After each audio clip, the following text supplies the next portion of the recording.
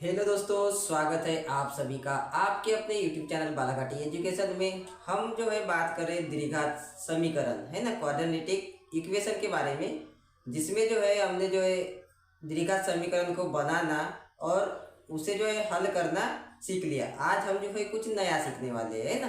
तो क्या नया सीखने वाले हैं? आज हम सीखने वाले कि गुणनफल विधि के द्वारा जो है द्विघात समीकरण के मूल जो है आप किस प्रकार से ज्ञात कर पाएंगे। तो अगर आप भी जो है द्विघात समीकरण के गुणनखंड विधि के द्वारा मूल ज्ञात करना सीखना चाहते हैं तो वीडियो में जो है आगे तक बने रहिएगा। अगर ये आपको वीडियो थोड़ा भी अच्छा लगे तो इस वीडियो को लाइक शेयर जरूर कीजिएगा और मेरे चैनल को सब्सक्राइब कीजिएगा। तो चलिए वीडियो में आगे बढ़ते हैं, है ना। हमने जो है कुछ सवाल जो है यहाँ पे लिख रखे हैं, जैसे x square minus 3x minus 10 is equal 0, 2x square plus x minus 6 is equal 0, 2x square minus x plus 1/8 is equal 0 और 100x square minus 20x plus 1 is equal 0।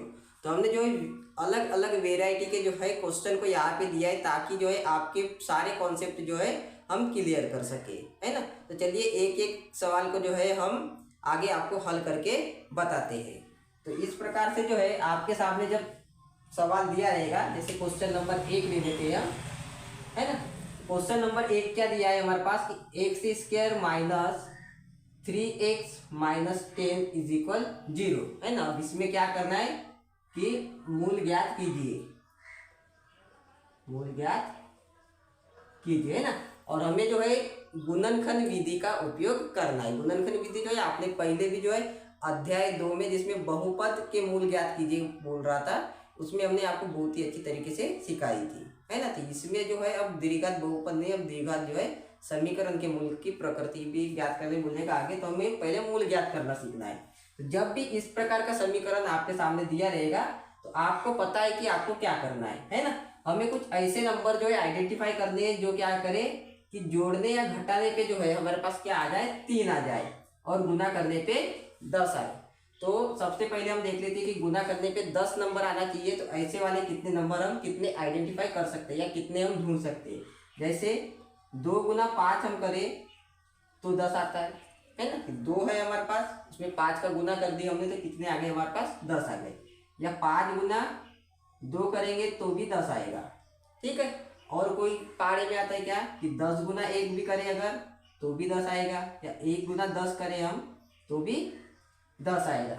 इसके अलावा और कोई नंबर हमें पता नहीं चल रहे, है ना। अब ये तो पता चल गया हमें कि 10 की इसमें जो है पॉसिबल जो है 4 मान हमारे पास निकल के आ रहे हैं। लेकिन जब हम जोड़ने वाली कंडीशन पे आते हैं तो क्या बोल रहा है कि जोड़ने या घटाने पे हमारे पास आना चाहिए 3, है ना। तो अब 10 में अगर 1 जोड़ दे तो वो 11 हो जाता है, और अगर 10 में से 1 घटा दे तो वो 9 हो जाता है। यानी ये 2 जो है ये हमारे पास जो रहेंगे, ये जो है हमारे समीकरण में पूरी तरीके से संतुष्ट नहीं हो रहे, है ना, इसलिए हमको इन्हें नहीं लेना है ना। अब जो है ये 2 बच जाते तो 5 में अगर 2 जोड़े तो हमारे पास आ जाएगा कितना, 7। अगर ये दोनों को ऐड कर दे तो 7, है ना। और 5 में से अगर 2 को घटा दे तो कितना आ जाएगा हमारे पास, 3। तो हमें 3 नहीं लाना है। तो इस प्रकार से आप देख सकते हैं, अगर आप स्टार्टिंग से अगर सीखना चाहते हैं तो इस प्रकार आप ढूंढ पाएंगे कि कौन सा नंबर जो है हमें ठीक तरह से मिल पाएगा। तो हमें क्या पता चल गया कि 3 आ रहा है हमें 5 में से 2 को घटाने पे, है ना। तो अब इसको जो है हमें बैलेंस करते हुए इसे लिख लेना है। बैलेंस करते हुए किस प्रकार से, जैसे हमें जो है इस 3 को क्या लिखेंगे, एक्स का वर्ग। अब यहाँ पे ध्यान से लिखना कि ऋण वाला चिन्ह है तो ऋण लिख देंगे, 5x धन 2x ऋण 10 बराबर 0, है ना। अब यहाँ पे मैं बताते चलूँ कि हमने जो है 5 के सामने ऋण का चिन्ह और 2 के सामने धन वाला चिन्ह लिखा है। क्यों?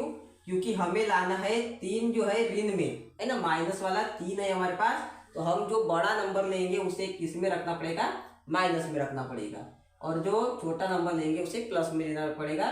तब जाके जो है ऋण 5 और धन 2 को जब हम जोड़ेंगे तो ऋण 3 आंसर आएगा हमारा, ठीक है। अब जो हमारा एक जोड़ा बना और ये दूसरा जोड़ा बना, है ना। तो पहले जोड़े में आप देखेंगे कि x इसमें भी x है ना। तो दोनों के पास जो है अब उसको इसे हमको कॉमन चीज निकालनी है, तो x दोनों में है। अब यहाँ पे बच जाता है हमारा x, ठीक है। अब इसमें से हमने x निकाल दिए तो ये बचा क्या, ऋण वाला चिन्ह और 5। समझ गए होंगे आप ये कोष्टक में किस प्रकार से आया है ना। अब इसमें भी हम देखें तो सामने प्लस वाला चिन्ह है तो प्लस लिख देंगे। अब छोटा नंबर है इसमें 2, तो 2 लिख दिए। x ऋण 5 बराबर ये आ गया 0। ठीक है कि भाई जो पहले कोष्टक में चीजें आएगी वही दूसरे कोष्टक में भी चीजें यहाँ पे आती है। आप इसको हल करके भी देख सकते हैं कि 2 का गुना x में करें 2x आ जाएगा, और 2 का गुना 5 में करेंगे तो आप 10 आ जाएगा ना। सामने ऋण वाला चिन्ह है तो ऋण आ जाएगा। इसके पहले भी हमने आपको बताया कि धन और ऋण का गुना होता है तो हमेशा ऋण ही आता है। अब चूंकि ये एक कोष्टक और ये एक कोष्टक है ना, दोनों में चीजें क्या है, सेम है, एक जैसी है, तो इसको क्या कर देंगे हम, एक बार लिख देंगे कि x ऋण 5, और जो x धन 2 आया, x धन 2 आया वो एक बार लिख देंगे, है ना।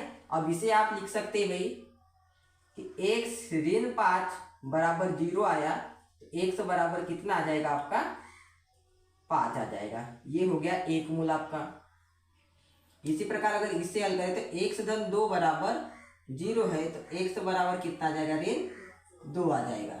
इस प्रकार आपने देख लिया कि ये कैसे जो है हमने बहुत ही आसान तरीके से 3 से 4 स्टेप में जो है हमने इसके मूल किस प्रकार से ज्ञात कर लिए। तो आपको नीचे आंसर में लिखना होगा कि x स्क्वायर माइनस 3x ऋण 10 इज इक्वल 0 के मूल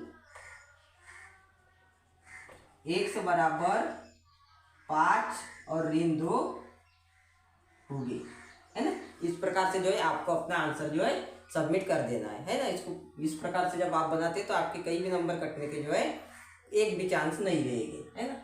ये आयोग के आपको ये समझ में आ चुका होगा। अब इसी प्रकार का जो है कुछ दूसरे और गणित करके वो ये दूसरे वाले गणित की देखना है कि 2x का वर्ग धन x माइनस 6 इज इक्वल 0। ये हमारा दूसरा सवाल हो जाता है ना। अगर आपको पहला वाला अगर सवाल अगर समझ में आ गया हो तो मेरे चैनल को आप सब्सक्राइब जो है जरूर कीजिएगा। चलिए दूसरे सवाल की ओर आगे बढ़ती है। अब दूसरे सवाल में जो है जैसे पहले वाले में क्या था हमारे पास कि सिंगल डिजिट वाला था तो हमारे लिए थोड़ा आसान था, है ना। हमने जानबूझ के जो है अलग अलग वेराइटी के क्वेश्चन को दिया है ताकि आपको जो है चीज़ें ज़्यादा क्लेरिफाई जो हो सके। अब दूसरा जो सवाल है 2x square plus x minus 6 is equal 0।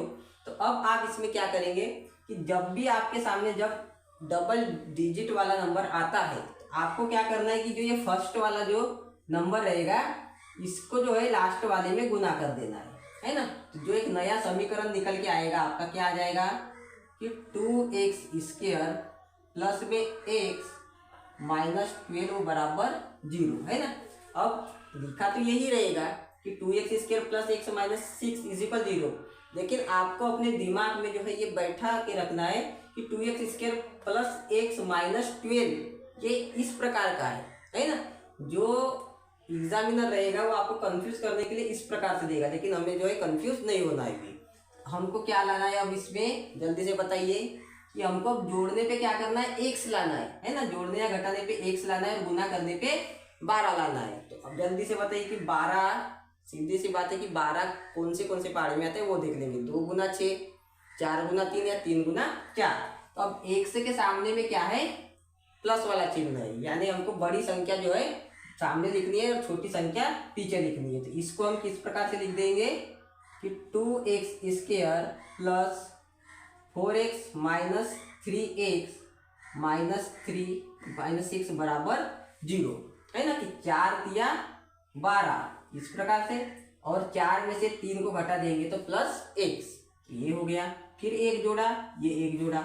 अब 2x, तो यहाँ पे भी 2x है क्योंकि 4 में जो है 2 का भाग जाता है भी आराम से, तो क्या लिख देंगे 2x, ठीक है। तो यहाँ क्या बचा, अब 2x का वर्ग है तो 2x हमने कॉमन निकाल दिए तो यहाँ बचा क्या, x। अब 4x में से 2x बाहर आ गया तो कितना बच जाएगा 2, ठीक है।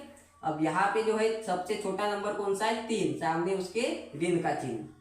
अब यहाँ पे क्या बचेगा, 3x था तो 3 बाहर आ गया तो बच गया यहाँ पे x धन 2 बराबर 0, ठीक है। अभी हमने बताया था कि जो पहले कोष्टक में रहेगा वही दूसरे कोष्टक में रहेगा, है ना। अब ये एक जोड़ा और ये एक जोड़ा, तो इसे क्या कर देंगे हम, एक बार लिख देंगे x धन 2 और क्या 2x ऋण 3 बराबर 0। अब क्या आ जाएगी हमारे पास, x धन 2 बराबर 0, x बराबर कितना आ जाएगा हमारा ऋण 2। इस प्रकार से हो गया ये। इधर से 2x ऋण 3 बराबर 0। तो 2x बराबर कितना, अब ऋण वाला है तो इधर आएगा तो धन में, x बराबर 3/2।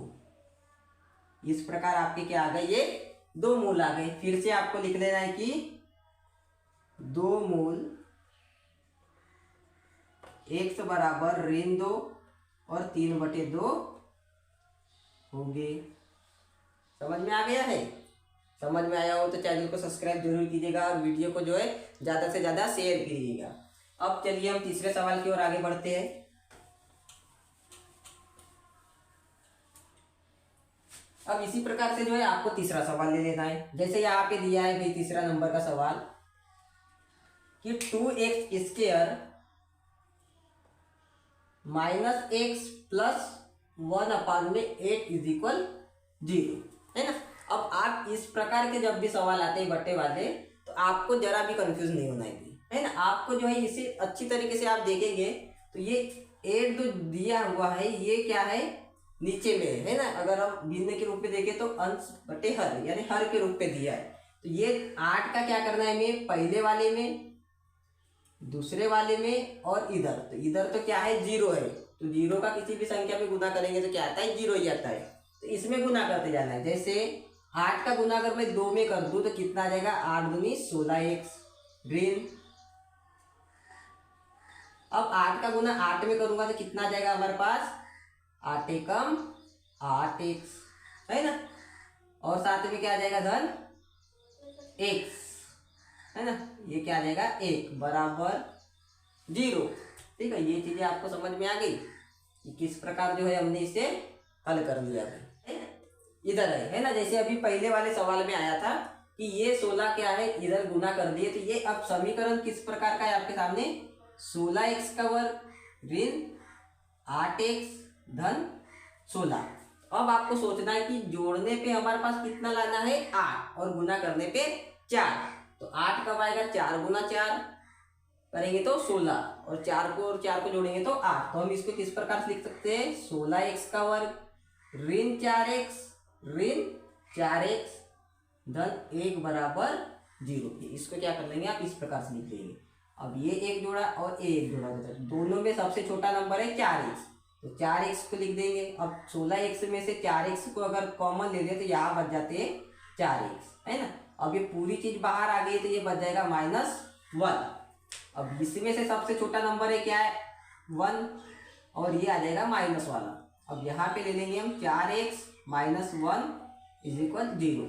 अब आपके सामने जो है कंफ्यूजन आया होगा भाई कि हमने -1 ही क्यों लिया, क्योंकि आप देखेंगे कि 1 के सामने में जो है यहाँ पे प्लस वाला चिन्ह है ना। अगर हम यहाँ पे अगर प्लस वाला ले लेंगे तो प्लस का गुना जब इससे होगा तो क्या आएगा, माइनस आएगा। ऋण वाले से करेंगे तो, है ना। इसलिए हमें क्या करना है, ऋण वाला लेना है, ताकि ये ऋण 1 का गुना ऋण 1 से होगा तो कितना आएगा, धन 1 आएगा। अब 4x वाला 2 बार है तो 4x ऋण 1 एक बार ले लिए, तो 4x ऋण 1 ये बन गया। तो आप यहाँ पे देख पा रहे होंगे कि क्या है, हमारे जो दोनों आए हमारे मूल वाले वो एक जैसे आए। तो इसको हम किस प्रकार से देख सकते हैं, 4x ऋण 1 का वर्ग बराबर 0। तो 4x बराबर 1 आ जाएगा, तो x बराबर कितना आएगा, 1/4। यही क्या हो गए, हमारे दोनों मूल हो गए, है ना। कि x बराबर 1/4 क्या हो गए, यही हमारे दोनों मूल हो गए, है ना। यहाँ पे क्या लिख देंगे हम, दोनों मूल, यही हमारा क्या हो जाएगा, आंसर हो जाएगा। अब आखिरी सवाल जो हमारा है वो है 100x² ऋण 20x धन 1 बराबर 0। अब आप इसको किस प्रकार से कर पाएंगे, देखिए 100 भाई यानी कि ये कहाँ पे आ जाएगा, यहाँ 100 पे, है ना। इसको क्यू के रूप में करते हैं थोड़ा, और हमें क्या करना है, जोड़ने पे 20 लाना है, गुना करने पे 10 लाना है। तो सभी लोग जानते हैं कि 10 गुना 10 क्या होता है, 100 होता है। तो इसको कैसे लिख देंगे हम, 100x² ऋण 10x ऋण 10x धन 1 बराबर 0। ठीक है, ये एक जोड़ा, ये एक जोड़ा। तो क्या निकलेगा इसमें सबसे छोटा नंबर, 10x बाहर आ जाएगा। तो बचे कितने, 10x और ऋण 1। अब इसमें फिर से धन वाला है तो ऋण 1, 10x ऋण 1 बराबर 0। अब आपको देखेंगे कि फिर से ये वही है कि 10x ऋण 1 और 10x ऋण 1 बराबर 0, है ना। अब आप आगे क्या होगा, अब आगे भाई आपको देखना है कि दोनों एक जैसे ही आए, तो 10x ऋण 1 पे क्या आ जाएगा, वर्ग बराबर 0। तो 1 से बराबर इसका क्या आ जाएगा आंसर, 1/10। जैसे अभी पिछला वाला सवाल था वैसे इसके भी क्या रहेंगे, दोनों आंसर एक जैसे रहेंगे। तो आशा करता हूँ कि आपको जो है हमने गुणनखंड विधि जो है बहुत ही आसान तरीके से समझाने की कोशिश की है। अगर आपको गुणनखंड विधि में अगर कोई भी डाउट हो तो आप जो है मुझे कमेंट कर सकते हैं। अगर आपको गुणनखंड विधि अगर पूरी अच्छी तरीके से समझ में आई होगी तो मेरे चैनल बालाघाटी एजुकेशन को लाइक जरूर कीजिएगा और ज़्यादा से ज़्यादा इस वीडियो को शेयर कीजिए ताकि और भी लोगों में जो है ये वीडियो पहुँच सके। मेरी वीडियो देखने के लिए धन्यवाद। जय हिंद।